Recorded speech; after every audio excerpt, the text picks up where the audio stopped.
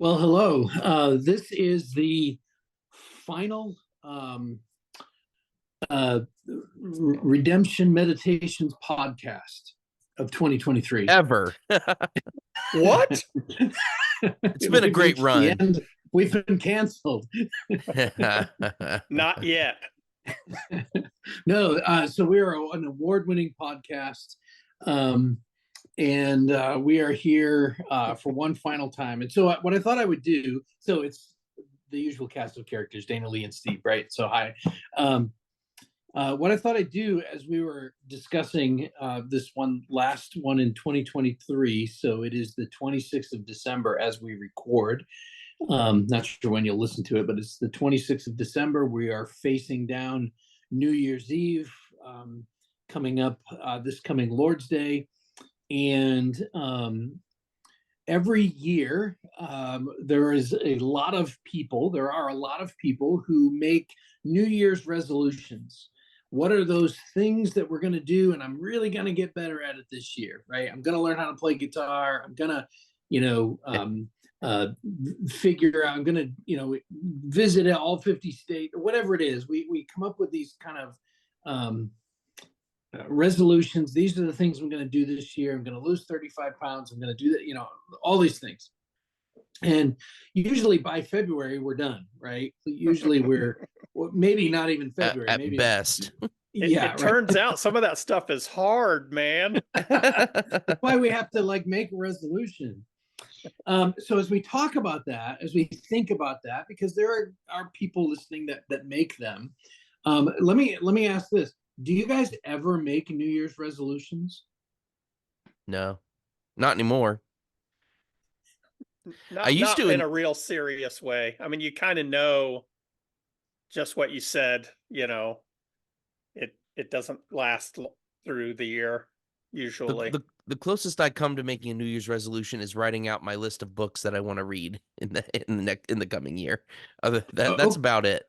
Okay, so that's a good. So, do you ever accomplish that? I did this year. Okay, all right. I read them all. Yeah. Yep. It happened. How many books are on your list? Typically, let's see. Who were on your list last year? Do you know? Let me grab it. It's more than 12, so it would be more than a book a month. Let's see. 19 right now. Okay, so this year you've read at least 19 books. You've read those 19. Yeah. Probably some others too. I'm guessing, knowing you. Yeah. Okay. And some audiobooks. It's a mix. I count those. Yeah, I think they count. If you're actually, it's not really reading listening. It, but if you're actually working through the content of the book, it counts. It counts. Yeah. So I'm a very active listener while I mow, for example. Oh yeah. That's a great time to do that. How about like a Bible reading plan? Do either of you resolve to read through the Bible in a year? I have done that. I did it a few years ago. I did the McShane Bible reading plan, which is still probably my favorite. Mm-hmm. In a year. I have not done a specific plan, and I probably should, because I tend to resolve to read the Bible more without a specific plan. And that goes about as well as you'd expect. You get bogged down in Numbers or Leviticus, and then, that's it. So I think I would do better if I had a specific plan. This is what I'm supposed to read today. Just stick with that. And winging it has not worked for me like I'd hoped. Okay, good to be honest. I too have started some plans, and a couple of years ago I did the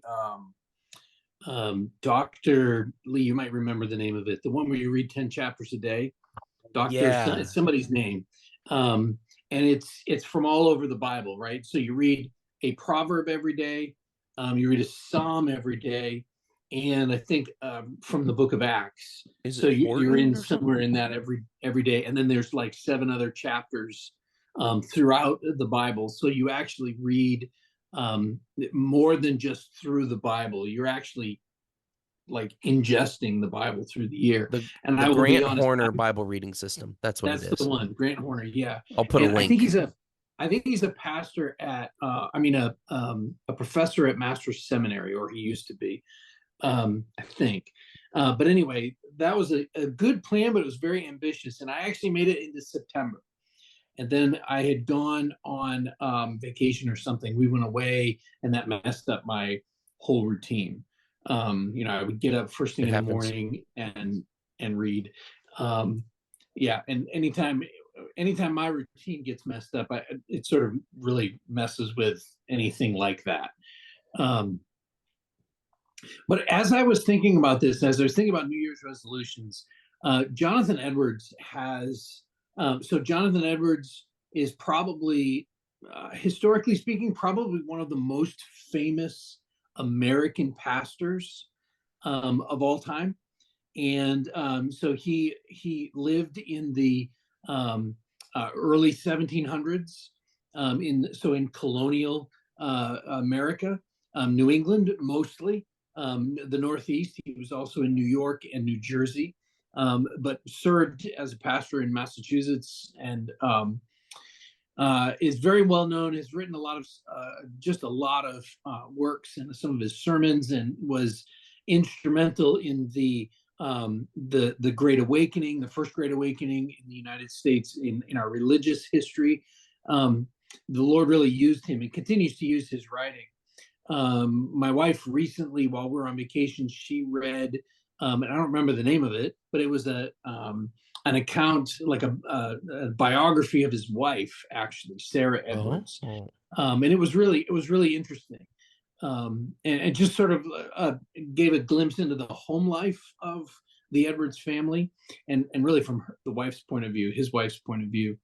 But one of the things that he's well known for are his New Year's resolutions, they're not really New Year's resolutions, just his resolutions. They're like life resolutions almost. Yeah. And he only, so let me give just a little bit of backstory on them. He was, I believe, 19, just appointed to be a pastor in New York City, which at the time was not as big as it is now. Obviously, this is the 1720s. I think 1722 and 23 is when he compiled these resolutions. And he was like 19 and 20 years old. So he was very young, brand new pastor in a church that had split. So they had hired him. I think that the people who left hired him. I think that's the story. So on the docks somewhere in New York City, and you can imagine this guy. He's seemingly a world away from his home in New England, in the city, and likely in rough parts of town and on the docks. You think of those being pretty rough area. And he gets there, and he comes up with resolutions. And I think there's 70 of them. I was looking at a couple of different articles, and there's different compiled resolutions, but I think he wrote 70 of them. Maybe there's more that somebody else could find. But this is how he starts off. So these are just how he wants to live his life. He's resolving to do these things.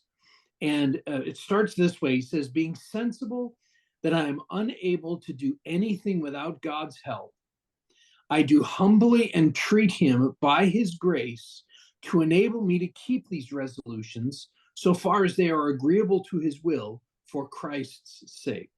So he's going to lean on God to help him with these things. And this isn't his first resolution. This is just the first point. He says, remember to read over these resolutions once a week. So he's going to work through these things every week. And his first one, I'm not going to read all of them. I just want to point out a couple. And then maybe we can talk about what really where I'm going with this is, are resolutions helpful? And I'm thinking specifically of our spiritual life, right? Should we, whether it's New Year's or just resolutions in general, is it helpful for us? And should we apply some of those ideas into our life? This first one is this: resolved that I will do whatever I think to be most to God's glory and my own good, profit, and pleasure in the whole of my duration, without any consideration of the time, whether now or never so many myriads of ages hence. Resolved to do whatever I think to be my duty and most for the good and advantage of mankind in general. Resolved to do this whatever difficulties I meet with, how many soever and how great soever. So he's going to do all things for God's glory and his good, and also for the good of mankind, those around him. Right? That's what he's saying he's going to do. A little bit later, he says this: resolved never to lose one moment of time, but improve it in the most profitable way I possibly can.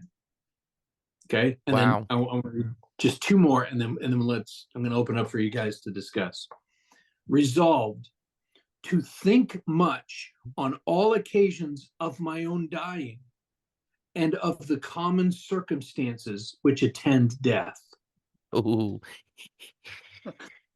Oh, And then okay, I finally, could go on. remember, he's 19 when he's writing this, 19 or 20. So not married yet, brand new pastor. I'm going to think about death and what causes death all the time. Cool. Number 10, resolved when I feel pain to think of the pains of martyrdom and of hell. So, question that I want to have tonight as we think about this is, are resolutions, and even kind of these kinds of resolutions, are they good for us, and would it be beneficial for us to put them into practice, to put the making of resolutions into practice? Maybe. How's that Okay. for a non-committal answer? That's our final podcast of 2020. That's it. Thank you. Good night, everyone. We're done. I think that the making of resolutions could be very consistent with the sanctification process. Could be. I see these things in my life. They're not good. I'm going to resolve to avoid these things. I'm going to resolve to avoid the things that lead me into other things that are a big problem. I'm going to resolve to be more, to do X, Y, and Z, and those should, I believe, lead me to more holiness, whatever may be, and we can get into all the nuts and bolts of that. So that sort of thing, yes, I think that could be very edifying. I think there's also cases where I don't know how useful it is. It's just maybe even paying too much attention to yourself already. You can be consumed in self in a way that isn't healthy, and so it depends on the resolution. I guess I would say. Okay. Okay, so I have two thoughts. Hopefully that they're not self-contradictory, but so on one hand, I guess this would be in the camp of resolutions not being helpful, is resolutions aren't a means of grace. And so they're not going to making a resolution isn't going to, feed your soul, is not going to stoke your, again, to borrow more Edwardsian language, it's not going to stoke your religious affections the way that, reading the Bible will, that praying will, corporate worship with the saints, singing together, these kinds of things. But I do think they can be helpful if they're not merely tied down to, this is my resolution for 2024. This is my resolution for my life as a Christian for however long God has ordained for me to live. Yeah. So as a means of being mindful and active in my life of sanctification, I guess. So I would say they certainly can be helpful if you haven't tied it down to just, these are some superficial things that I want to do better for 1 year. And these are ways that I want to grow in Christ, that I might see myself being deficient. And these are some practical steps that I'm going to hold myself accountable to over time in order to grow more and more into Christ likeness. So far as it depends on me. Yeah. So as elders of a local church, when someone says, I'm going to read through the Bible this year, I want to encourage that, right? Like we want to say, great, do it. And because they're wanting to read the Bible. But I think we all just kind of admitted we don't regularly do that. Like the three of us, we've done some aspects of it, but we don't regularly do it. And so doing that thing might be good. It might be good for that person. It might be good for even like I'm actually gonna challenge the church in December. I challenged the church to read through the book of Luke. The book of Luke 1 through 24 be done on Christmas morning, which was the 24th this year, and just a chapter a day. And this next year, and the ladies are doing this, they started it in the ladies' Bible study. We're going to challenge the church to read through the Bible this year. Whether we do or not is almost beside the point. So I know you guys well enough to know that we know our Bibles, not as good as we should, obviously, right? All of us would admit that. Right. But we are spending time in the Word regularly, right? Yeah. So I'm just before we did this, I was doing some prep earlier today on my next week's sermon. So I've been spending time in the book of Proverbs right now, and also getting prepared in Thessalonians coming up here soon in a couple of weeks. And so I'm spending time in the Bible. I know you guys are for a variety of things, and it's clear to people, right? It's clear who knows their Bible and who doesn't. Whether we set a resolution and say, I'm going to do it X this year, I'm going to memorize 10 chapters this year. Great, go ahead. Yeah. But so there's some things we don't care about, right? Like as pastors. So that's probably not the right way to say it, but like if somebody says I'm going to learn to play the guitar this year, it's not that I don't care about that. It's like I do think that having the goal of reading through the entire Bible in the year might be more important than actually accomplishing the goal. And the reason I say that is because in my experience, so maybe other people have lived differently, but the main reason that my annual read through of the Bible plan has not gone well, or I've not completed it, is because I've gotten bogged down and too interested in one particular book.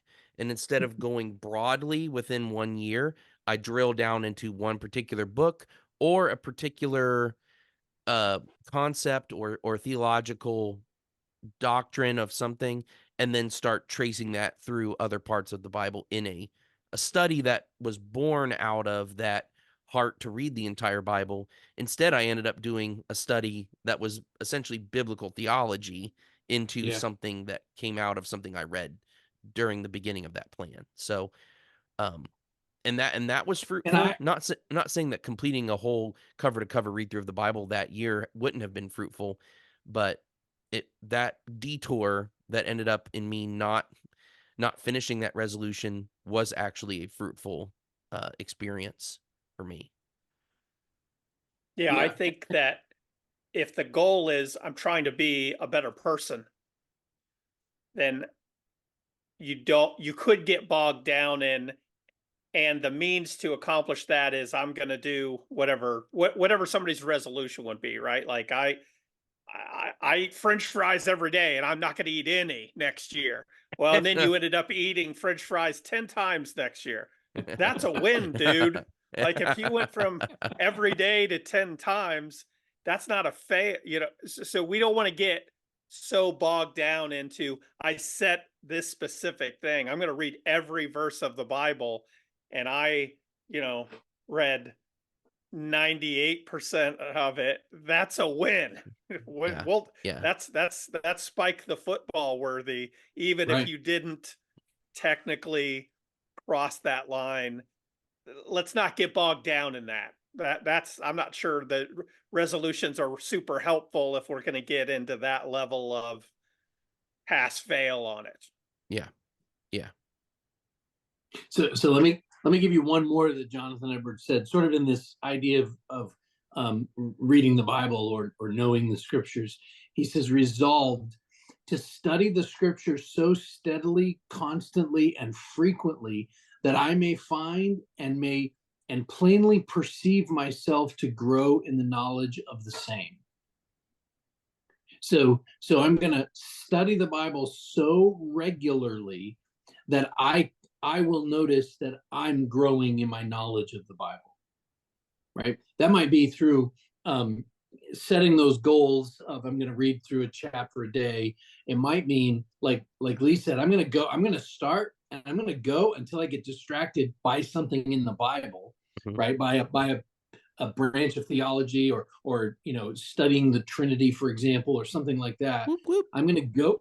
I'm gonna go until I find that thing, and then I'm gonna learn everything I can about that thing in the Bible, that specific topic.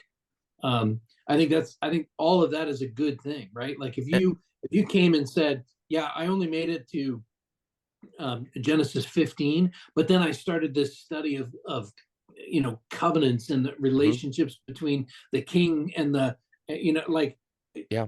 awesome. Do that. Go for it. Yeah. I like the wording of that resolution as well, because he's not saying I'm going to study X number of hours every day and then there's a quantifiable failure. What he's looking for is an outcome in his life, like in his actual practical everyday Christian life. So his resolution is that is the end of the resolution. That's the accomplishment, seeing that change in his Christian character as provoked and as delivered by fervent study of the word of God. So whether he spends however many hours per day doing it, he's going to do it fervently, and as time and providence allows. But the real outcome is not being in his study, 8 hours a day, to accomplish a goal. The goal is to be a better Christian man. And I think that's the kind of resolution that Christians should make if they make resolutions. Yeah, I think one of the dangers of saying, well, I'm going to read my Bible every day is now it's, January 8th and I didn't get the Bible read. Well, do I just shrug my shoulder to say, well, I blew it. Now just forget it. Maybe in 2025, we don't want to get into such a bright line that, because we will tend to do this. We've all done this, right? I messed this up, so I might as well let her rip now. Instead of, okay, I missed it today. Tomorrow's a new day. I'm going to just keep cracking at it here. And it can be a big win. It could be a big success over the course of the year, even if I'm a day behind or I just missed that day and I move on, whatever it is. So I want to tie into that briefly with another one of the resolutions that you read just a little bit earlier, Dana, when Edwards is talking about thinking about death. Which number was that? Number 9. Okay. Resolved to think much on all occasions of my own dying and of the common circumstances which attend death. So I've already opined in previous episodes about memento mori, which is a distinctly Christian practice from the earliest times that we've kind of lost. And I think this kind of thing gives some perspective too about goals that we set, because in reality, we are dying every day. A day that we've lived is one less day that we will live. And I think when you have a perspective of knowledge, of knowing that 1 in 1 people die, in ordinary circumstances, barring the second coming of Christ before that generation dies or something. Other than that, we're all going to expire someday. And having that in mind, I think you tend to, I would hope that you would, when thinking about these kinds of goals, instead of, getting to January 8th and you miss a day of your Bible reading and just kick it to the curb, like, I have one life to live, right? God has ordained one life for me. Man lives once and then faces judgment. That day, but when it's gone, is nothing. Every day is a new day.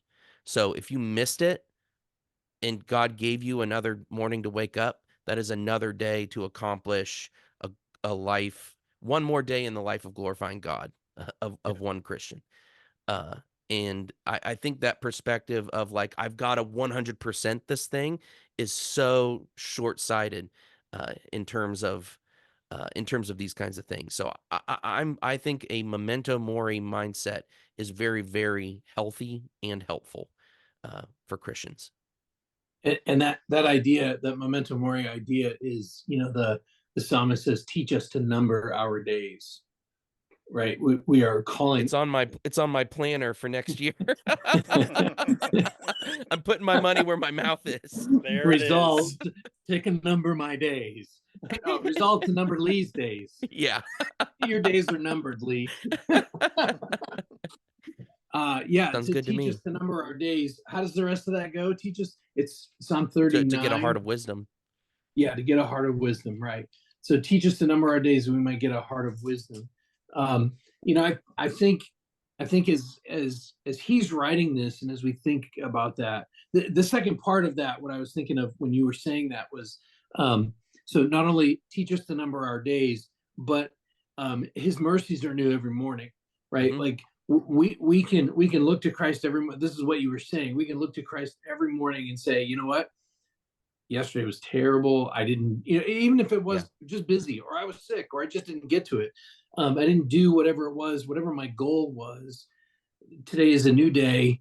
It is a gift of God. We now can, repent of whatever sin we need to, leave it behind, and move forward with today, because His mercies are new every morning. I think that's such an important statement, biblical statement, that His mercies are new every morning.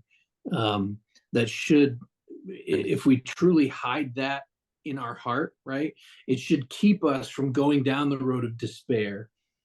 And maybe I'm going a lot darker than I missed my Bible reading, but what happens is we look at our life. When you get to a certain age, you start looking back in your life and say, what did I accomplish? What, I didn't, what is this life for?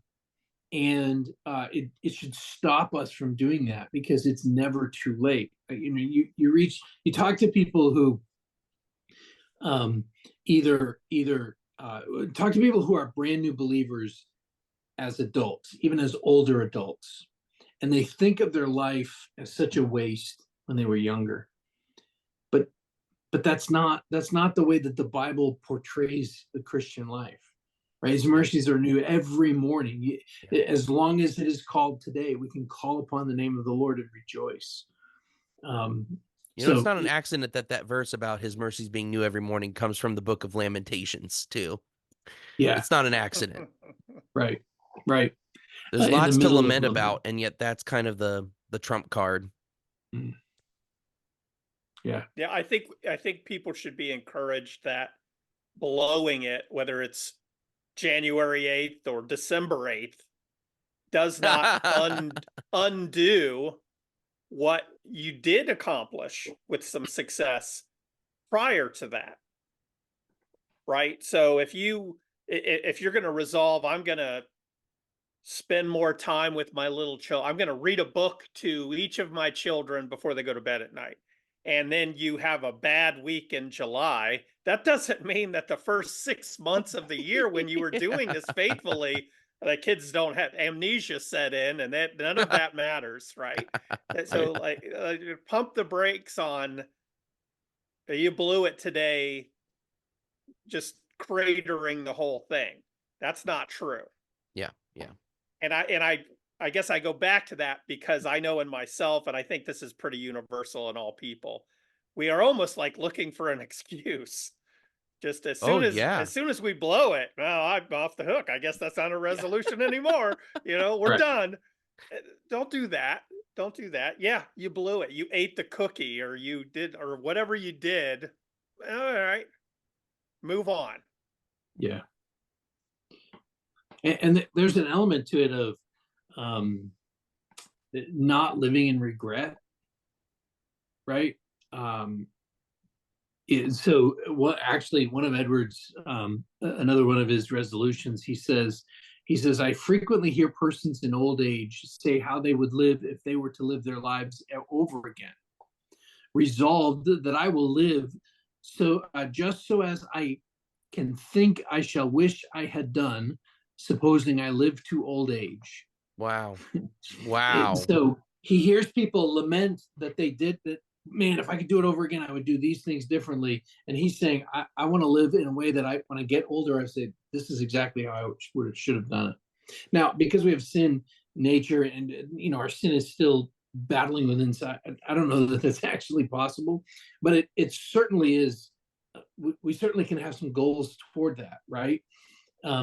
There's things that there's mistakes that I made as a 20 something that I'm trying hard to prevent my own children from making those same mistakes, whether those are financial mistakes, work mistake, like career choice mistakes.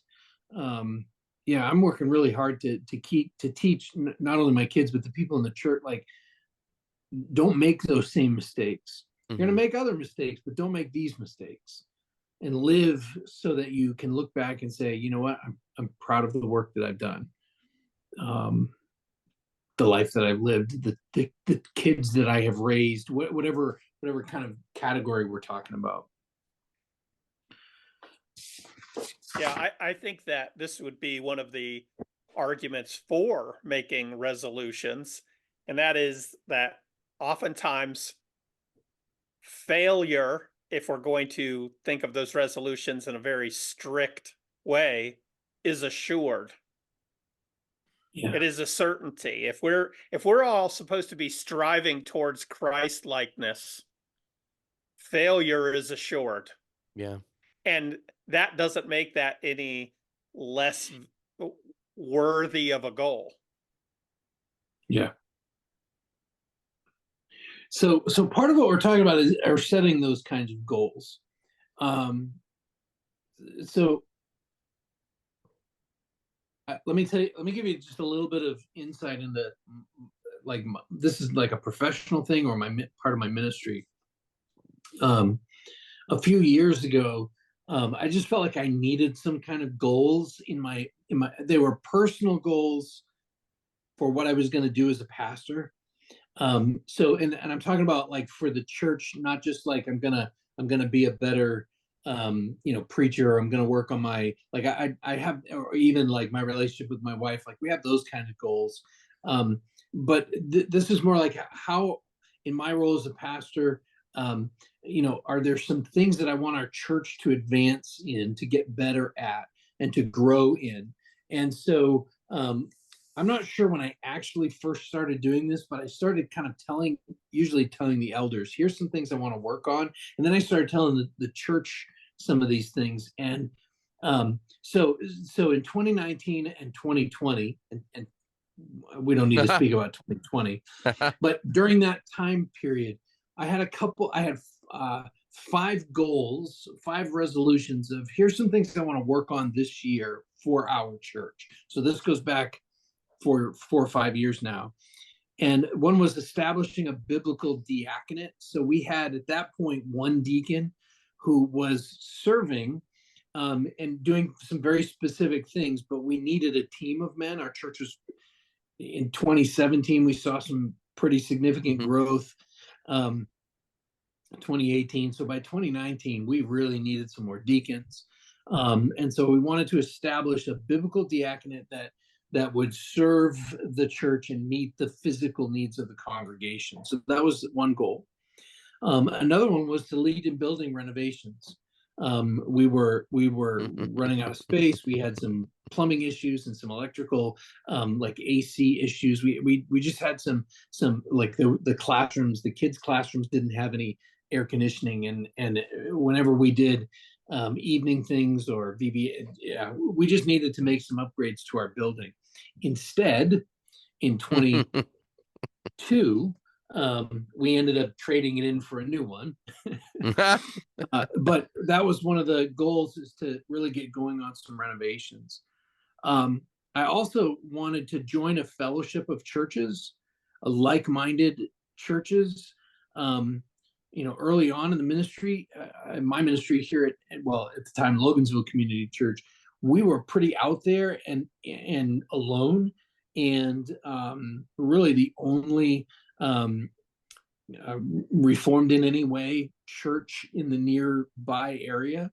There's one RPCNA church in our county that you really got to be truly reformed if you're going to be a part of that. But that's nothing against them. It's very different.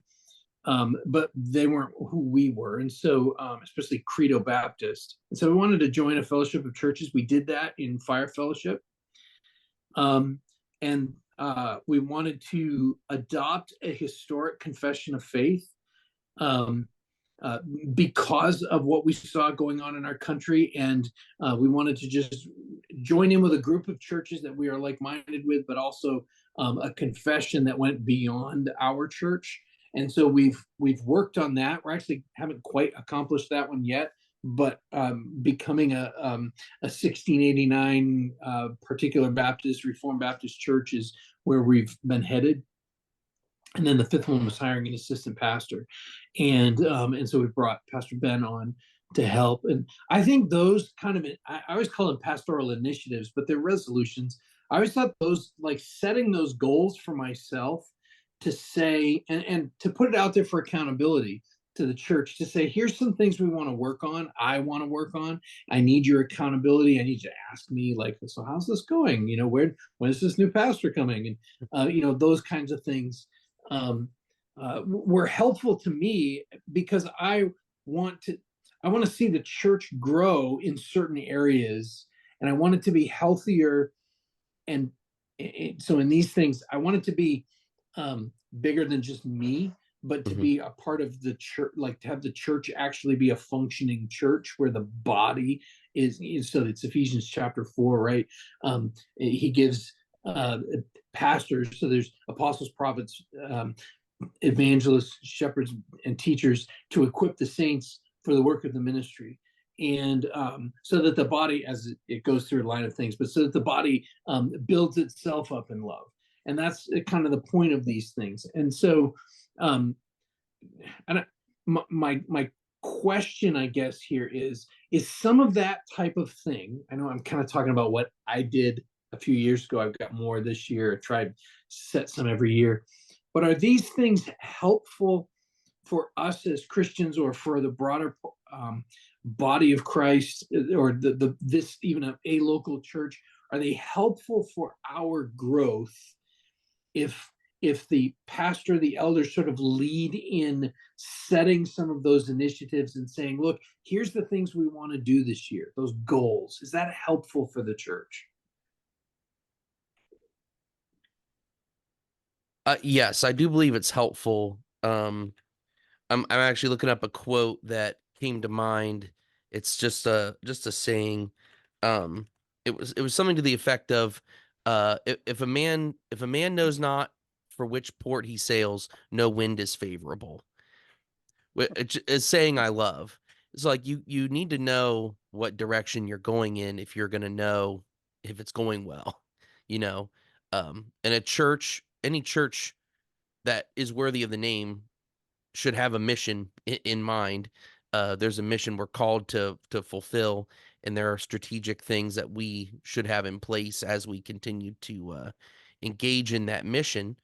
And so I think it makes sense to have, formal points of specific things to accomplish as a church. Obviously that's going to be different than setting, individual personal resolutions, right, for an average Christian.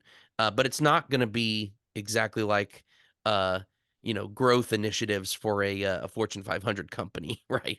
Or something Okay, like that. so on that statement right there, how is this, setting some initiatives or some resolutions or goals, how is this different than like your typical big mega church vision casting? How's that different? Well, I think one of our criticisms of many of those types of churches is they're just working on building their own little kingdom. And that's not the business we are trying to be in. So we can set some goals and hopefully lead the people for whom we're responsible toward more godliness, more holiness, more spiritual maturity. In some cases, becoming more distinct from the culture around them, and those are all things that I think we would all agree, yeah, let's do all that stuff. But at least in my experience, in not attending churches like that, but just you see videos, read articles, you hear about what they're doing. It's how are we going to go from 1,000 people to 2,000 people in 2024? Yeah. And it is really just that. Just get us more warm body. How many more baptisms are we going to have? Last year we had 500 kids at the VBS. This year we're going to have 750. Yeah. How do we get? We're not interested in any of that. We're not. We don't equate any of that automatically necessarily to fruit or to the kingdom rolling forward. So I think there's a significant distinction. It's very different. Yeah. I'll take just the one example about the building, so for, your run-of-the-mill mega church, we're a multi-site church. It's our goal to expand, 5 new campuses next year. And so they're on a mad dash to find real estate. For us, we had specific particular needs that the church had at that time, that either a renovated building or, again, in God's providence, a new building altogether would actually solve or help alleviate. And so the differentiating factor is the heart of it. What's it for? What's the purpose? Is it just to, like you said, Steve, continue to build our own little kingdom, or are we going to serve the church that we're called to serve? We have a particular body of believers here, and there are needs in the proclaiming of the gospel and teaching the saints to obey Christ. So there were things that we needed to do in our building that weren't so easy to do in the old one, and so either to add on or to find a new one was imperative for the purpose of serving the church. Two totally different reasons for building acquisition, just as one example. Yeah. So in our resolutions in the years past, we've not tried to build our own brand, or certainly not my brand. Like there are pastors out there that one famously said, "I am the brand," and like we're not trying to do that. We're trying, like in whether it's the building or especially with a biblical diaconate, right? Deacons that are serving and meeting the needs of the church. Sometimes those needs are going to be physical in in our church building. They're going to need to change light bulbs and make sure the parking lot is plowed and do the physical stuff. And sometimes it's going to be meeting some financial needs of people, members of the church who have maybe have some physical needs, older folks that need some work done at their house or something like that. So the goal is always to build up the church, and it should always be to build up the church without saying, without sort of putting that Christian-y, like, let's love on people. Yeah. Please don't even talk about that. That's weird. So it should be for the Great Commission, right? Go and make disciples. We're called to do that. It should be for evangelism. In some way, our church needs to be about that, but not often like what Steve was talking about. Those churches that are just trying to grow for the sake of growth, they call it evangelism, and maybe there is some genuine, actual evangelism happening. People are coming to faith in Christ, but often it is we want to build a bigger thing here, Yeah. because we need more people to serve in this area, in this area, in this area, so that we can get bigger. So it just becomes a cycle, and that's actually what we're trying to avoid. Is that cycle of just serve to get more people, to serve to get more people, to serve to get more people, so that we can be big. And it's not necessarily a resolution, but sometimes a well-crafted mission statement for a church, part of that should be a safeguard against such a thing, that if the church has purposed to be about the Great Commission, and it's something that you've formalized in the bylaws of statement of faith, or obviously a historic confession does this as well. If you've got that thing to look back to say, who are we? Are these decisions that we're making consistent with our confession, whether it's a historical confession or a document that the elders of that particular church have put together, to have some guardrails that can help with the decision making. The way that we approach a certain thing, is that consistent with the mission that God has called the church to accomplish? I think that can help too. Know who you one are. thing I want to add to that, I was thinking of this when Dana, you were talking about whether or not we should do this as church leaders. I do think that it is just a human truth that people will be led. So the church leaders can just sort of throw up their hands and say, well, we're not going to do that. We're not going to point people in a direction. We're not going to aim for a harbor so that we cross the sea and we're headed there. We're not doing that. Well, then someone else will step in and lead people's hearts, minds, attention, affections, wherever they decide it's worth directing them. So to some extent, you don't want to surrender the ground, because you might not like who replaces who occupies it. Yeah, don't leave a vacuum. Yeah. Do you think that's part of what's been going on in churches over the last few years in particular?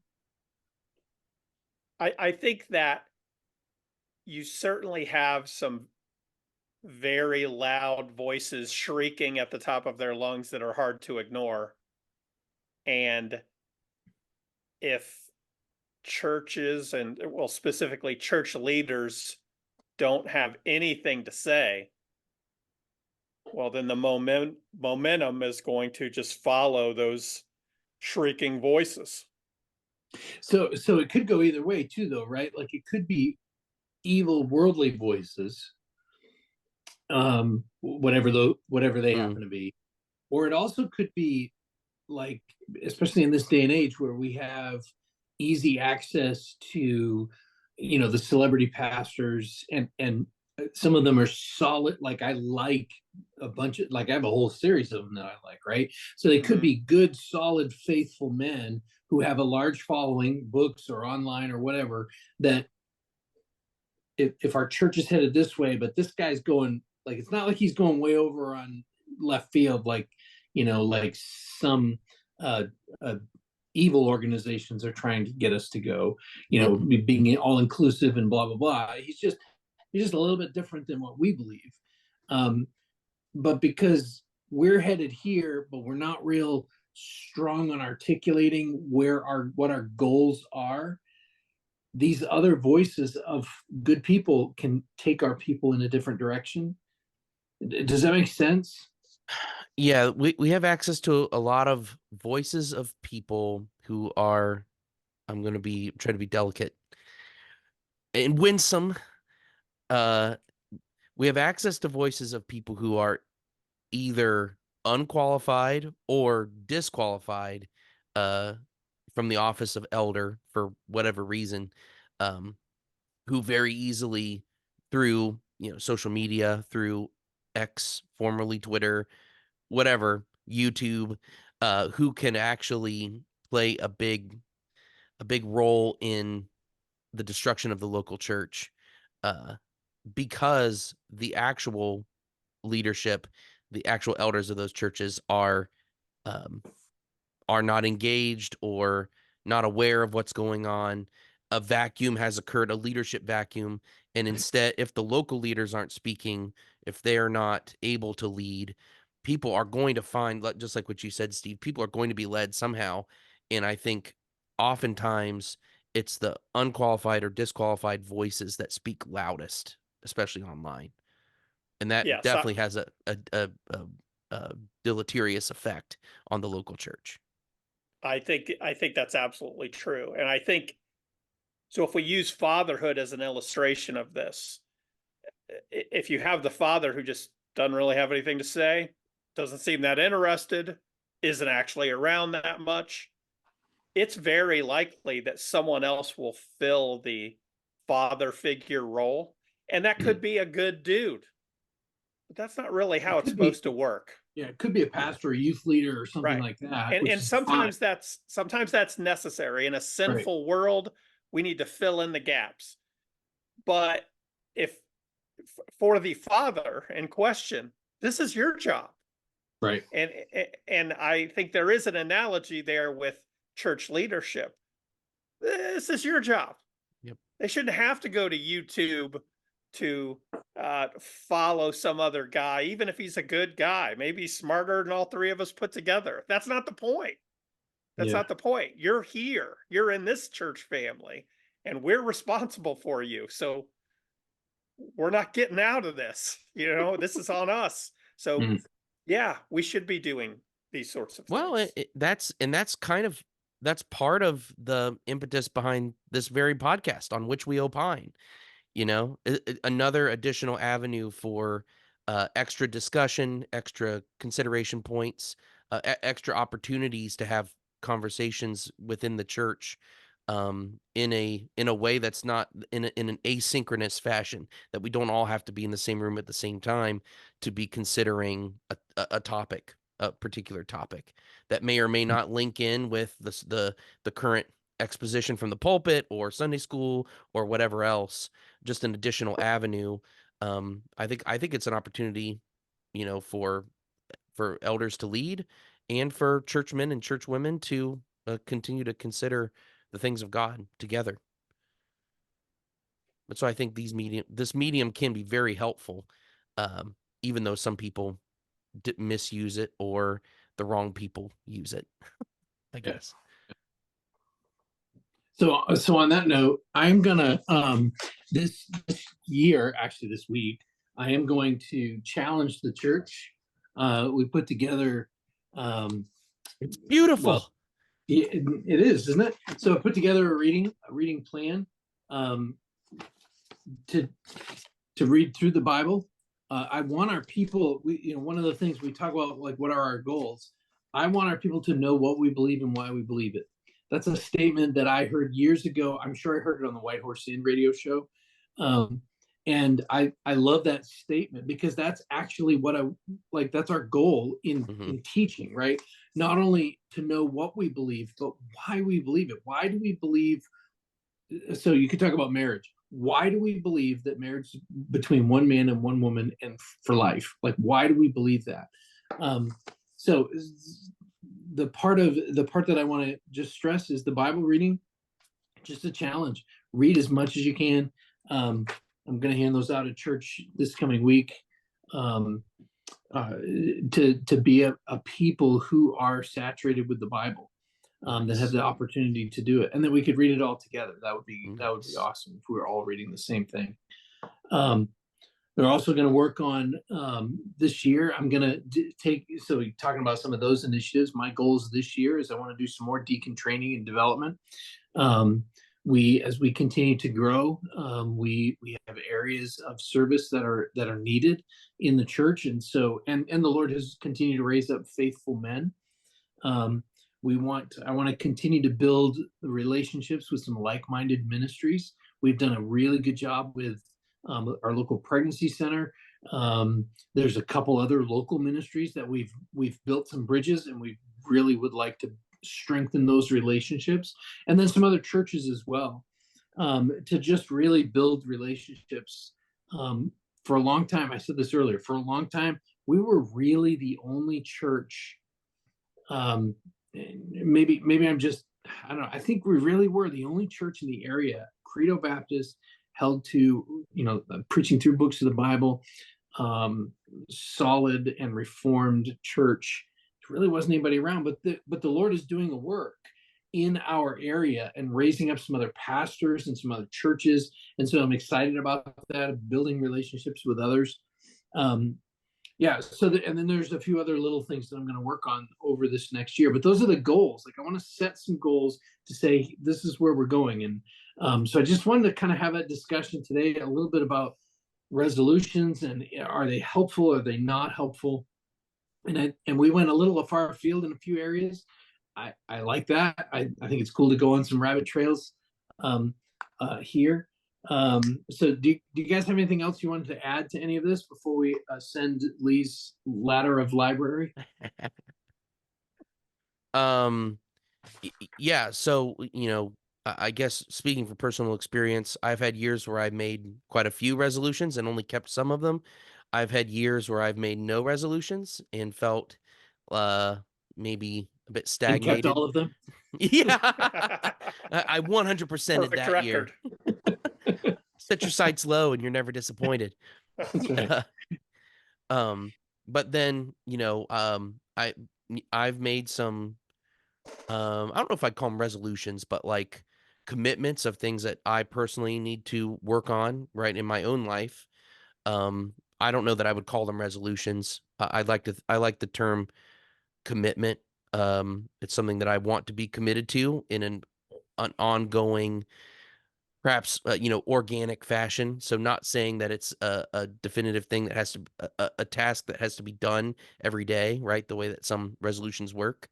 But I do think that is a helpful way, if you're a person that's wired that way, to be diligent, and to grow in grace, to be active, in your faith, and growing in character, as a man or woman, in the church called by Christ. So, I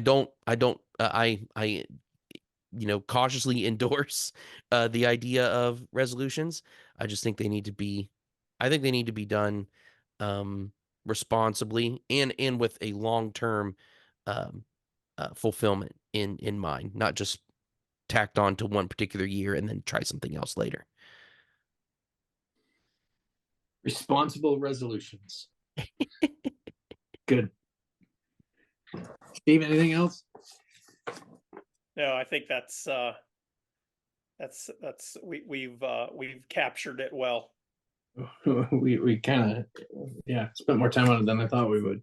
All right, let's go to the ladder. I'll start. I've been holding this book for a few weeks. So J.C. Ryle, Prepared to Stand Alone. This is a biography of J.C. Ryle. Cool. By Ian Murray. So Ian Murray runs or started Banner of Truth, which is probably, I don't know if I'd say the best, but it's the best publisher in the Christian world. So just bringing back they have the best neckties. Then they do have the best neckties, but it's just such a great publisher, bringing back older works and publishing some newer works as well. Just solid publisher. Ian Murray started that. He's getting up there in age, but he's written several biographies. This is one. J.C. Ryle's a fascinating guy, Bishop of Liverpool, but he was only made Bishop of Liverpool late in life. And at that point, so this is early 1900s, the Church of England was already really wrestling with liberalism versus evangelicalism, and it's not even really conservative. It's just wrestling with evangelical versus liberal Christian. Mm-hmm. And he was an evangelical in the midst of, and liberals appointed him to the role. Anyway, just a really fascinating look. He lost a couple of wives that died, one when he was very young, and yet he maintained and persisted in ministry Just a fascinating look and a fascinating man. J.C. Rao, Prepared to Stand Alone. Nice. Nice. Steve, what you got? So I did something similar from last week, although it's not a fiction book, but it's Endurance. Oh, Ooh. Shackleton. Yeah, Shackleton. And it's similar to last week, even though it's not a fiction book, because I think it would be a great book for anybody to read. Certainly it would be a good book to read with, with your school age kids, but I think it would lead to a lot of helpful discussions about not losing hope in a situation that seems pretty dire. And the name of the book is Endurance, but enduring through some pretty significant hardship. And it would just be, it's a great book. It's exciting. There's lots of interesting things that happen if you're not familiar with this Shackleton story, but it's one of those books that's not a theology nerd book, but it could lead to some pretty theology nerdy conversations that would be edifying if you're so inclined. Is that by Alfred Lansing? Yes, Alfred Nice. Lansing. Sweet. Yes. There'll be a link. Well, I went a completely different direction. I'm going to recommend The Words of God. Is that a bestseller, Lee? The Church History Study Bible. The Church History Study Bible. I have the hardcover version, so I would highly recommend, especially for folks who are going to go through the reading plan that we've endorsed for 2024. What's nice about this is it will read like a study Bible, but the notes are particular quotations from great Reformed and patristic authors' commentaries on those passages. So as you go through the different verses, different passages, it may be thicker at the bottom or thinner, just depends on the passage. But the commentary, the notes are actually from theologians of the past. And this is a really great study Bible, really very nice. Obviously it's a Crossway product. The pages look great. The cover's very nice. And I think that could add a little bit of warm holiday spice to your reading plan. Nice. It's weird that they've got the title way at the bottom. Yeah, well, I don't know that the camera's picking it up very well, but it's supposed to look kind of like the hall of a It looks like the Mines church. of Moria in there. It does look a little Mines of Moria-esque. So they've tried to make a little embossed design. It looks better in person, I will say that. But yes. Oh, I'm sure. Yeah, it's a bold choice. It's what's inside that counts. Yes. Don't judge the book by its cover. Exactly. Although I'm not reading that. There are so many hideous book covers these days. Yeah.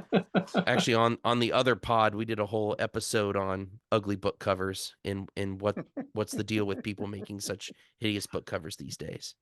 I just had the thought, I don't know where it is. Oh, it's holding up my computer. I just had the thought that Founders Ministries has the best book jackets that I've seen. Designs on their book jackets. Oh, yeah. Yes. Anyway, that's for next. We'll bring that up for the next ladder, maybe. All right. Excellent. I think that's it. I think it's time for a blessing. Awesome. The Lord bless you and keep you. The Lord make his face to shine upon you and be gracious to you. The Lord lift up his countenance upon you and give you peace. Amen.